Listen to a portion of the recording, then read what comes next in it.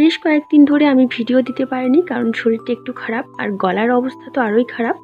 আজকে আমি কয়েদ তেল মাখা করছি, তার ভিডিওটাই তোমাদের সঙ্গে শেয়ার করছি। কয়েদ তেলটাকে ফাটিয়ে নেওয়ার পর কয়েদ তেলের শাঁসটাকে আমি একটা চামচ দিয়ে বার করে নিলাম।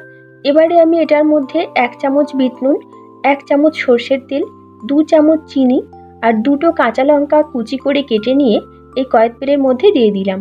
এবারে আমি কয়েদ তেলটাকে মাখিয়ে নিচ্ছি, কিন্তু কয়েদ বেলটাকে আমি এই চামচটা দিয়ে মাখাচ্ছি। এটা দিয়ে কিন্তু বেলটা মাখাতে অনেকটাই সুবিধা হয়েছে, আর এটা দিয়ে মাখালে কিন্তু হাত দিয়ে মাখানোর দরকার পড়ছে না। যে চামচটা করে আমি কয়েদ বেলটা মাখাচ্ছি সেই চামচের পিছনের দিকটা এতটাই সুন্দর যে কয়েদ বেলটা কিন্তু চামচটা দিয়ে খুব সুন্দর করে মাখানো যাচ্ছে। কয়েদ বেলটাকে মাখিয়ে নেওয়া হয়ে গেছে, এবারে একটা বাটির মধ্যে তুলে রাখবো।